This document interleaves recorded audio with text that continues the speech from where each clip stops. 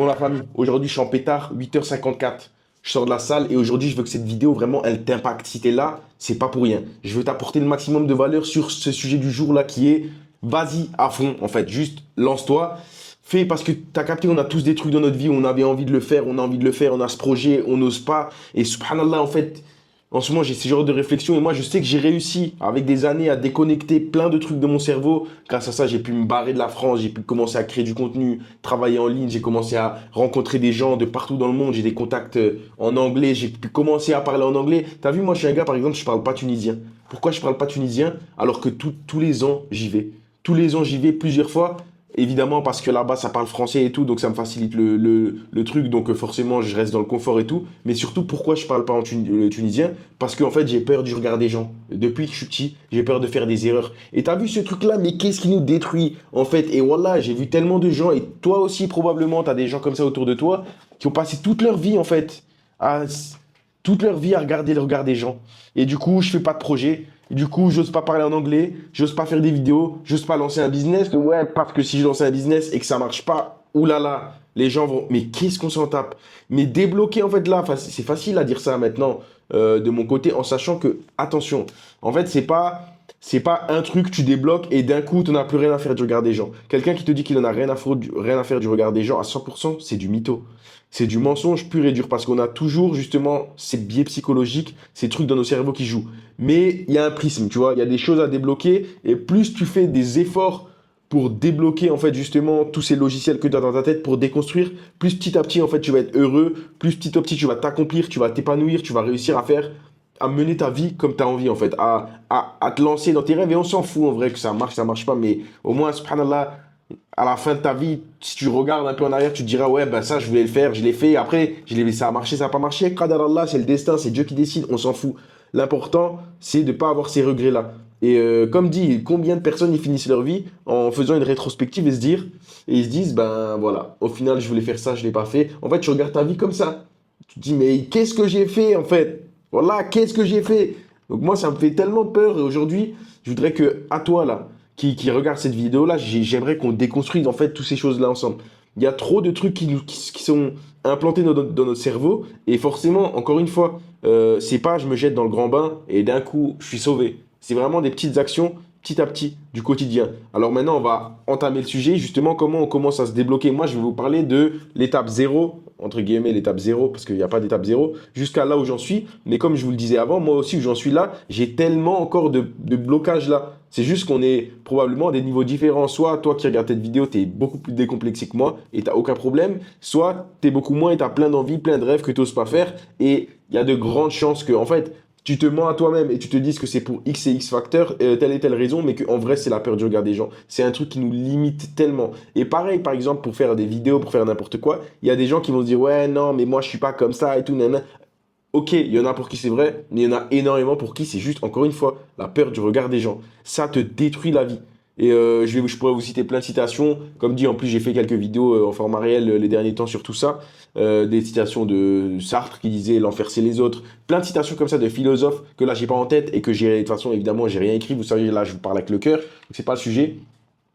Ce que je vais vous le dire, voilà, comment en fait on déconstruit tous ces trucs-là, comment on arrive petit à petit à se libérer de ça, c'est par des actions du quotidien. Donc par exemple, ça va être des choses bêtes. Mais tu vois, quand tu es en train de discuter avec des gens et que toi, tu as des pensées qui sont impopulaires, que tu as des pensées qui, tu sais, qui sont un peu à l'encontre de la bien-pensance, de la société, de ce que tu vois, on va dire, t'es en France, ou tu pourrais être au Pakistan ou en Colombie, peu importe, dans ton pays, tu as des codes dans cette société. Tu as des codes qui définissent qu'est-ce que la bien-pensance. Donc nous, par exemple, on est dans la bien-pensance occidentale. On estime que voilà, la femme doit, si elle s'habille en mini-jupe, c'est top pour elle parce qu'elle est libre. Mais par contre, si elle met le voile, oulala, elle est en train de tuer l'humanité. Bref, vous avez capté, on n'est pas là-dedans. Mais tu as compris, dans ton pays, tu as des codes de bien-pensance. Si maintenant, toi, ne serait-ce que dans tes petites discussions du quotidien avec tes proches, avec tes collègues, avec tes camarades de classe, tu oses affirmer ce que toi tu penses, et il n'y a pas de mal, encore une fois. Peut-être que tu te trompes dans ce que tu penses. Mais quand tu vas justement t'affirmer et oser parler de ce que tu penses, peut-être que la réflexion de ton interlocuteur et ses arguments vont te faire changer d'avis. Et du coup, en plus, au-delà de libérer, en fait, de te libérer du regard des gens, en plus, tu évolues plus vite. Donc, tu vois, ça, c'est par exemple des petites actions que tu vas faire. Te confronter rapidement à la réalité et peut-être au mépris des gens, au conflit avec les gens, etc. C'est fine, c'est OK. T'es comme ça, tu penses ça. Donc, par exemple, aussi, c'est des sujets bêtes, mais tu vois, quand tu es en train de discuter avec quelqu'un et que quelqu'un te dit quelque chose avec beaucoup d'entrain, en fait, la réaction humaine de base, c'est d'acquiescer et de faire ah ouais, ouais, ouais, c'est vrai et tout. Mais peut-être que toi, en fait, non, non, je suis pas d'accord, tu vois. Et tous ces petits sujets-là, tous ces petits efforts-là que tu vas pouvoir faire dans ton quotidien, dans des discussions, c'est, on va dire, c'est l'étape 1. T'affirmer en tant que personne. Assumer ce que tu penses, assumer ce que t'es, assumer là où, ce que tu rêves. Et encore une fois, quand je dis ce que tu rêves, ça veut pas dire forcément divulguer tes projets, etc. Mais ta façon de penser, si tu es religieux, tu parles de religion, c'est fine. Accepte ce qui tu es et l'accepter en public. Tu sais, on a toujours eu ce truc de se dire, ouais, mais non, ça c'est en privé et tout. Non, c'est OK. À partir du moment où tu fais pas d'ostentation, assume-toi. Donc ça, c'est une étape, c'est vraiment la step 1. Étape 1. Ensuite, on va monter en palier. Il y a des choses qui vont être hyper game changer, qui vont changer ta vie. Par exemple, bon, forcément, ça c'est un truc que je vous parle assez souvent, le fait de partir en voyage seul. Ok, ça c'est un truc qui va débloquer toute ta vie, mais je vais pas vous faire 10 minutes sur ça parce qu'il n'y a pas tout le monde qui a la capacité. Mais juste 20 secondes, si tu m'écoutes et tu as la capacité et tu es dans une bonne situation pour partir seul, pars seul parce que tu vas tout péter, tous tes logiciels dans la vie. Tu vas découvrir tellement de choses, des différences de culture, etc., que tu vas avoir en fait justement envie de te détacher de, de tous ces codes sociétaux qu'on t'a infligés en fait, on t'a imposés mais qui ne sont pas forcément les tiens, qui ne sont pas forcément en adéquation avec ton style de vie. Bref. Passons ça maintenant, des choses bêtes par exemple, c'est ces petits challenges du quotidien qui font que par exemple, quand tu vois quelqu'un et que tu as envie de lui parler et que tu n'oses pas parce que c'est un inconnu. Tu sais, des fois même le fait de dire un simple bonjour, t'oses pas. Parce que, mais t'as peur, on a peur de quoi? Et moi je suis dedans aussi, hein, t'as peur de quoi? Ou tu vois quelqu'un et tu penses quelque chose de positif et tu as envie de lui faire un compliment. Quelqu'un que tu connais pas encore une fois, t'oses pas. Mais c'est fine de ouf, c'est ok en fait, fais ce compliment. Moi, franchement, je sais que des fois, ben, ça me trigger, voilà, tu vois, les anglicismes comme ça, les petits mots, bref, je vous en reparle un peu plus tard. Euh, ça me, ça me fait baliser un peu, tu vois, le fait de, justement, de pas oser faire ces trucs-là. Donc, par exemple, ça m'arrive, ça m'est déjà arrivé, je vois quelqu'un dans la rue, je vais lui faire un compliment. Je vais lui faire un compliment de une, parce que je le pense, de deux, parce que ça va ensoleiller sa journée, et de trois, parce que moi, c'est encore une fois, c'est ces petits gestes du quotidien qui détruisent ces barrières-là. Ok?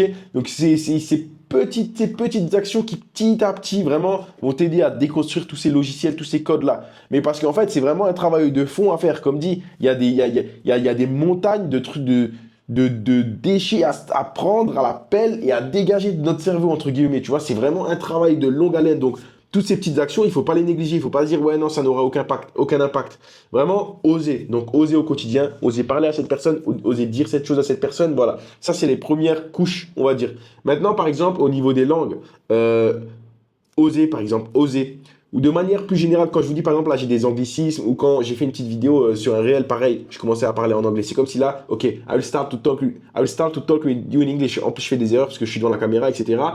Look, if I talk like this, you will see my accent is actually very bad. And my English is not that well, but if I'm just like if I can just talk with some people in English, I will for sure improve my English. So, t'as vu là par exemple, je te parle en anglais. C'est dur, c'est un effort parce que je sais que je vais voir il y a des gens qui vont voir cette vidéo, ils vont dire ah ouais, son accent il est éclaté, ah ouais, pourquoi il fait l'ancien en anglais. Mais en fait, c'est si on fait pas ces efforts-là de se détacher de tout ça, de tous ces gens, et en vrai, faut pas en vouloir à ces gens hein, qui sont toujours à juger, à regarder, à critiquer. C'est comme ça, l'humain il est comme ça. En fait, il a ses propres peurs, il a ses propres rêves que lui n'ose pas faire et qui du coup, en fait, il a ses propres échecs. Je vous dis la vérité, hein, les personnes qui sont, on va dire, à un stade avancé en termes d'accomplissement dans leur vie.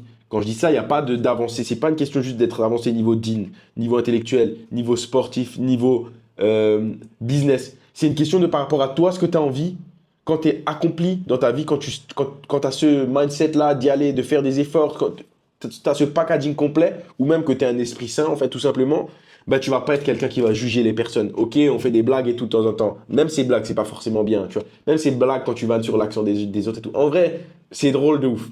C'est vraiment drôle de ouf, tu vois. Moi, mon accent, tu peux dire accent français, pakistanais. Des fois, c'est vraiment très drôle. Mais en vrai, c'est nocif, tu vois. C'est nocif pour le commun des mortels. Donc, voilà, toutes ces choses-là, oser, en fait, tout simplement. En fait, j'ai pas envie de faire le mec motivation, etc. Mais vous savez très bien, enfin, tout comme moi, que si tu te trompes, en fait, bah, qu'est-ce qui se passe? Rien.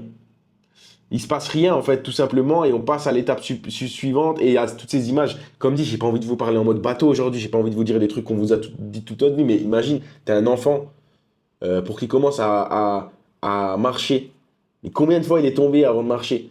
Et en fait, c'est pour ça qu'on est immobile et qu'on n'ose pas se lancer et faire nos rêves et bâtir nos projets, etc.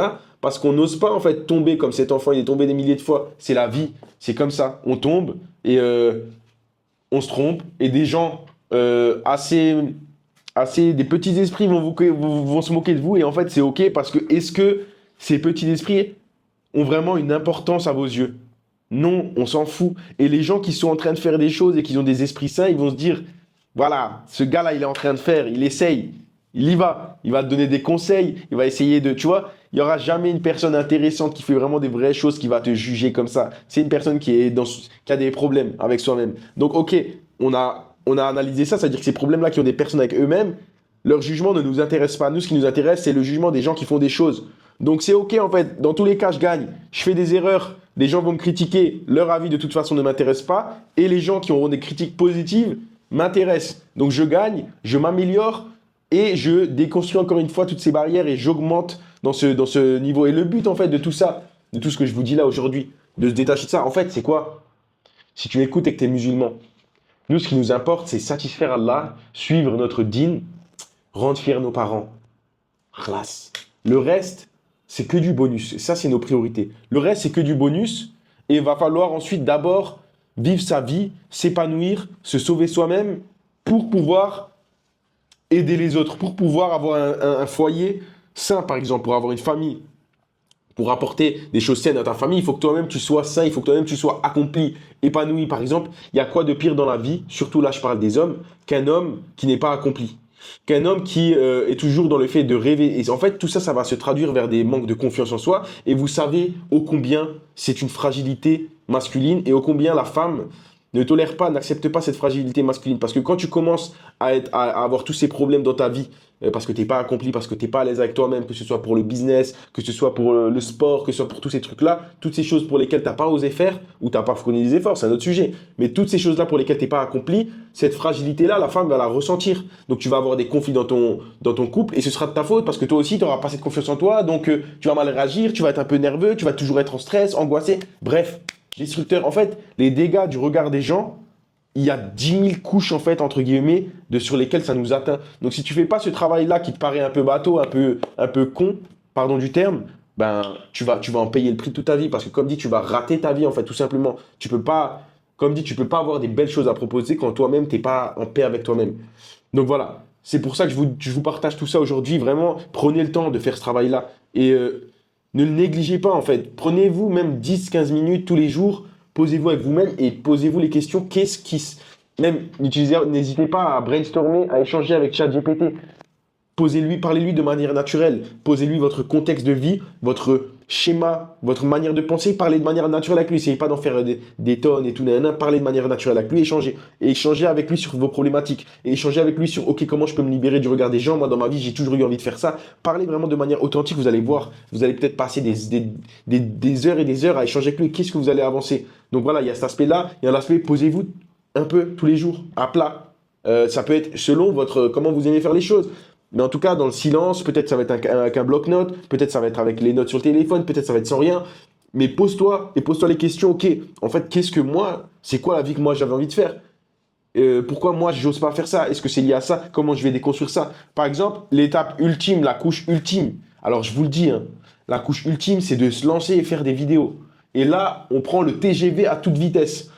Alors, parenthèse, se lancer et faire des vidéos pour du vent ou juste pour, entre guillemets, du divertissement ou juste pour, voilà, rien du tout, je conseillerais pas ça, tu vois. Mais pour quelqu'un qui a envie d'évoluer soi-même, moi, je vous dis les raisons de faire du contenu. Pour moi, qui sont des bonnes raisons. OK, de une, je partage le peu de connaissances que j'ai. Donc, je partage ma science sur tous les domaines, entre guillemets. Et ça, c'est quelque chose de tellement méritoire dans le dîn. Donc, on demande à la sincérité, on espère les récompenses de ça. Ensuite, il y a des raisons, il y en a 10 000. Le statut. Dans certains contextes, ça va te donner du statut. Moi, je ne cours pas après le statut, mais tu vois, quand tu rencontres quelqu'un qui voit ton compte, ah, tu as 10 000 followers, OK, ça t'ouvre des portes. Ensuite, le levier. Demain, tu as envie de faire des cagnottes pour des associations, etc. Vous voyez, avec vous, grâce à vous, on a récolté plus de 10 000 euros pour l'Indonésie, pour nos frères et sœurs. Subhanallah, c'est énorme. Ensuite, le fait que quand tu fais du contenu, tu n'as pas envie d'être toujours la même personne, tu as envie de progresser et tu n'as pas envie de proposer des trucs éclatés. Donc, tu vas forcément être dans un processus toujours d'amélioration continue. Et surtout, les vrais sujets, justement, tu as l'aspect que j'ai oublié, mais tu as l'aspect argent, business, ça peut te ramener des sous, surtout sur du long terme. Et tu as l'aspect, justement, se déconnecter du regard des gens. Parce que quand tu commences à faire ça, là, oui, tu sautes un peu dans le grand bain. Là, tu te confrontes à vraiment au... Le monde, il est méchant, tu vois, à toutes tes peurs. Tu te confrontes à toutes tes peurs, à tout ce que les gens vont dire. Donc ça, c'est le... Vas-y, les réseaux sociaux, c'est vraiment... C'est de là, bon, si tu as, envie justement d'évoluer, d'être sur du long terme, d'apporter des choses à la communauté. Vous voyez, par exemple, il y a un concept qu'on n'évoque pas assez en islam, c'est ce qu'on appelle zakat al-ilm. Donc, tu vois, zakat, c'est ce que tu dois donner sur l'aspect financier. Ben voilà, zakat al-ilm, c'est un concept qui dit que on doit aussi partager de ce qu'on apprend de notre connaissance. Bon, bref. Faire du contenu, c'est de la bombe. Je vous le conseille si vous avez envie vraiment d'être dans cette dynamique-là. C'est quelque chose qui peut vous aider, mais je sais que ça ne va pas correspondre à tout le monde. Et parce que ceux qui ont envie, il y a beaucoup de barrières à déconstruire avant. Donc, commence par les premières étapes. Et parce qu'il y a aussi des gens qui n'ont pas envie de créer du contenu. Et c'est fine, c'est OK. Encore une fois, ne vous laissez pas happer par les gens qui disent franchement, moi, je vous le dis, c'est de la bombe de créer du contenu. Pour trop de raisons là, j'ai cité quelques raisons. Mais il y en a des 10 000 des raisons, tu vois. Mais par contre, encore une fois, ne vous laissez pas happer parce que moi je dis peut-être que c'est un truc qui ne vous fait pas sens du tout. Bref, c'est tout pour cette vidéo. Mais vraiment, s'il vous plaît, pour vous, les frères et sœurs, négligez pas cet aspect. Brainstormez avec GPT, brainstormez avec vous-même et déconstruisez tous ces schémas mentaux. Moi aussi, j'en ai encore beaucoup, j'ai beaucoup de travail à faire. Mais ce chemin-là, c'est le chemin vers la paix, l'accomplissement, le bonheur. J'espère vous avoir été utile. Qu'Allah vous facilite. Salam alaikum.